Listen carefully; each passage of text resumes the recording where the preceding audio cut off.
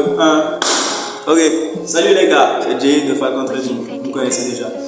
Aujourd'hui on va faire un FAQ, foire aux questions. Je vais répondre aux questions que vous m'avez posées. Là j'ai le laptop et on va répondre à ces questions tout simplement. Donc là, comme je disais, je vais répondre aux questions que vous m'avez posées sur Instagram. En passant, si tu n'es pas encore abonné à mon Instagram, va sur Instagram, le lien en description. C'est JDGLMA tout simplement.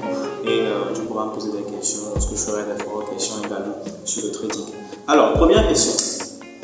C'est quoi en fait le trading? Alors, écoute, je vais te répondre rapidement. Pour faire simple, le trading c'est du commerce. Pour faire simple. Et le commerce c'est quoi? C'est tout simplement le fait d'acheter et de revendre dans l'objectif de faire du bénéfice ou une plus-value, n'est-ce pas? Tu fais du plus lorsque tu vas revendre. Donc c'est ça en fait le trading. On va le faire tout simplement dans une plateforme que nous appelons MetaTrader 5 ou bien TradingView. Et on va utiliser des brokers, on va trader tout simplement des produits financiers tels que les devises, euros, dollars, ainsi de suite. Ou alors on va trader également peut-être des commodités telles que le gold ou des marchés boursiers même comme le Nasdaq, le S&P 500, le Dow Jones, ainsi de suite. Donc c'est ça en réalité le trading. Question 2. Comment je peux commencer à trader? C'est simple. Si tu veux commencer à trader, télécharge déjà les logiciels, les applications ou les plateformes sur lesquelles on trade. Donc tu auras téléchargé MetaTrader 5 ou bien TradingView pour trader, analyser. Et tu peux commencer comme ça, avec un compte démo, avec un compte d'essai, avec un compte que tu pourras utiliser juste pour t'entraîner tout simplement. C'est ça en fait le compte démo, pour faire simple. Donc télécharge ça. Troisième question, le forex et les actions, c'est quoi la différence? Ok, la différence entre le forex et les actions, elle est simple. C'est que le forex, c'est tout simplement l'abréviation de foreign exchange, autrement dit des devises. En fait, c'est un échange de devises. Tu connais l'euro, tu connais le franc CFA, tu connais le dollar. C'est des devises, tu vois, et ces devises-là, elles fluctuent. Elles prennent ou elles perdent de la valeur au cours du temps. Donc, le foreign exchange ou bien le forex, c'est tout simplement, lorsqu'on va échanger, on va trader tout simplement ces devises dans la question. Et les actions, c'est tout simplement, pour faire simple, une petite portion d'une entreprise. Par exemple, si moi j'ai une entreprise et que j'ai besoin de financement pour me développer, donc je vais mettre tout simplement mes actions, autrement dit une portion de mon entreprise sur les marchés. D'autres personnes vont acheter ces portions-là en question. Cet argent va me revenir, je vais pouvoir l'utiliser pour me développer.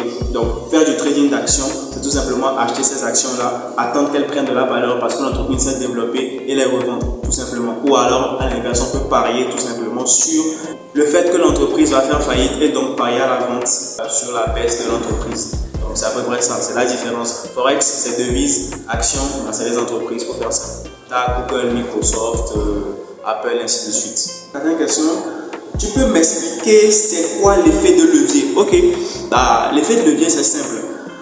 Lorsque tu vas vouloir prendre une position sur le marché, si tu n'as pas beaucoup d'argent, ça ne va pas être lucratif pour toi. Donc pour cela, on utilise des effets de levier qui vont multiplier ton capital ou bien ton pouvoir d'achat tout simplement sur les marchés. Je prends un exemple. Tu as ce qu'on appelle un broker ou bien un courtier. C'est tout simplement un intermédiaire entre toi et le marché. Donc moi je suis là, il y a le broker qui est là et il y a le marché qui est là. Donc pour pouvoir aller sur le marché et prendre des positions qui seront un peu plus lucratives, je vais utiliser un effet de levier qui va me permettre de pouvoir augmenter mon pouvoir d'achat. Donc le broker va me donner un effet de levier. Prenons par exemple un effet de levier de 100, ce qui veut dire qu'il va multiplier mon pouvoir d'achat par 100 et grâce à ça, je vais prendre des positions qui vont pouvoir être plus lucratives pour moi. Si j'achète par exemple 100 titres ou bien 100 actions, ou bien j'achète 100 unités de quelque chose, si ça monte de 1%, alors j'aurais gagné une unité, on est d'accord? Le truc monte de 1%, j'ai un levier de 100, ça fait 100, donc ça fait 100, donc ça fait une plus-value de 100%. Donc en achetant tout simplement, avec un effet de levier, j'aurais augmenté mon cash, pour faire simple. Donc c'est ça l'effet de levier. Quelle plateforme de trading tu recommandes pour débuter? Ok, donc je te recommanderais MetaTrader 5. C'est une plateforme de trading que la plupart des gens utilisent. Même moi je l'utilise pour trader et prendre des positions. Donc il y a beaucoup de brokers. Autrement dit, la plupart, quasiment presque tous les brokers sont sur MetaTrader 5 parce que c'est la plus grande plateforme qui existe. Mais il y a aussi d'autres plateformes, il y a TradingView qui permet de trader. Donc je te recommanderais d'installer MetaTrader 5. C'est sur PC, sur Android, sur iPhone, ainsi de suite. Il n'y a pas de complexité à ça. Donc la question 6. Quel outil tu conseilles pour analyser quand on débute? Ok, Tu es débutant, donc tu vas devoir utiliser donc les outils de débutant, tels que les supports, les résistances, les tendances, les trendlines, les patterns, les tout bottom, tout top, ainsi de suite. Donc pour analyser, tu devras aller sur TradingView, tu télécharges l'application TradingView, bien tu vas sur ton navigateur, tu auras TradingView et tu pourras analyser tes graphiques avec ça. Ça c'est pour l'analyse technique. Maintenant pour l'analyse fondamentale, c'est quelque chose de peu plus compliqué. Et pour t'aider, je te dirais d'aller sur Investing, sur des sites comme Investing ou Forex Factory, où tu vas avoir des données macroéconomiques, c'est-à-dire tu vas avoir tout simplement les annonces que tu pourras utiliser pour pouvoir l'économie et trader à partir de ça. Bon, bien sûr, en analyse fondamentale, même en technique, il y a plus de choses qu'on devrait dire, mais je ne pourrais pas dire ça dans une vidéo aussi courte, tu vois un peu. Donc c'est carrément totalement une formation. Donc c'est à peu près ça. Et en tant que débutant, déjà ce que j'ai dit là, c'est faut-il vraiment avoir beaucoup d'argent pour commencer à trader? Je dirais oui et non. Tout dépend de ce que tu appelles avoir beaucoup d'argent. Donc, par exemple, de nos jours aussi, il y a plusieurs choses qui nous permettent de pouvoir trader sans forcément avoir besoin de beaucoup d'argent sur un compte bloqué. Donc, tu peux utiliser soit ton propre argent pour trader. Donc là, tu vas déposer de l'argent sur un compte de trading, sur un broker que tu vas utiliser pour trader. Bon, tu peux commencer à déposer à partir de $5, mais trader avec $5, c'est pas forcément le mieux si tu veux faire ça sur le long terme. Donc, je te conseillerais de mettre un peu plus. Si tu as du cash vraiment, je te conseillerais peut-être de mettre $500. Ça, c'est si tu veux trader ton propre argent. Au minimum $500. Mais si tu as vraiment besoin de trader en fonds capital, moi, je te conseillerais $10 000. Donc, si tu as $10 000 en fonds propres, c'est encore mieux, tu le déposes. Mais si tu n'as pas $10 000, tu peux utiliser du Profim. Donc, c'est quelque chose que nous utilisons de nos jours.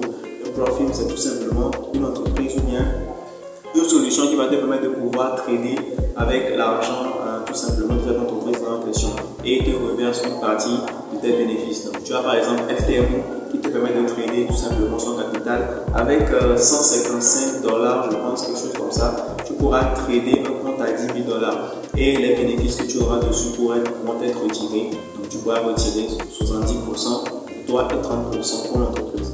Donc, si FTMO ça s'intéresse, je te mettrai un lien en description ou dans les commentaires, peu importe, tu checkeras un lien là. Question numéro 8, c'est quoi la différence entre trader sur du court terme et du long terme? Ok, bon, la différence, elle est dans le nom. Le court terme, c'est ce que nous appelons plus communément le scalping. Et le long terme, c'est le swing. Et entre les deux, on va avoir ce qu'on appelle de l'intraday. Le court terme, c'est des positions que tu vas ouvrir et couper relativement rapidement. C'est-à-dire que tu vas prendre la position et tu vas la couper peut-être 10, 20, 30, 5 minutes après, quelque chose comme ça. Peut-être même une heure. Là, une heure, tu commences à entrer dans de l'intraday. C'est à peu près ça le scalping. Et l'intraday, ce serait plutôt l'intermédiaire. Tu vas prendre une position qui va durer peut-être une journée. Ça veut dire que tu vas couper la même position, peut-être aujourd'hui ou peut-être demain, mais ça va être autour des 24 heures, 48 heures, on va dire, grand max une semaine. Et swing, ce serait tout simplement des positions que tu vas prendre qui vont durer longtemps. Là, on est dans plusieurs semaines, plusieurs mois en général. Donc, tu vas prendre la position, ça va durer plus longtemps. Donc, la différence, c'est tout simplement le temps que la position va être tenue en cours, pour faire simple. Ça peut être plus ou moins lucratif par rapport à la personne et à la personnalité en fait. Si tu as une personnalité assez patiente, le swing est bon pour toi. Mais même en scalping, tu dois être assez patient parce que tu dois prendre des décisions très rapidement et tu dois pouvoir être assez patient pour réfléchir à ce que tu dois faire avant. Tu dois être aussi assez rapide aussi.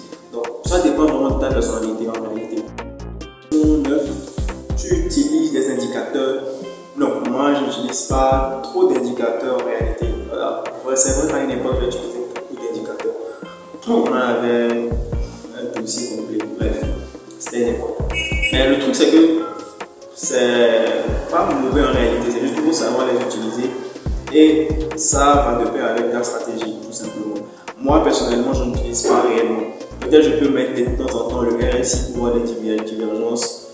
Pour voir les divergences, je peux mettre du volume, je peux mettre de temps en temps, mais je ne vais pas me baser sur des indicateurs pour prendre des décisions. Je vais plutôt être sur du fondamental et l'analyse technique pour me donner tout simplement des points d'entrée que je pourrais utiliser pour trader.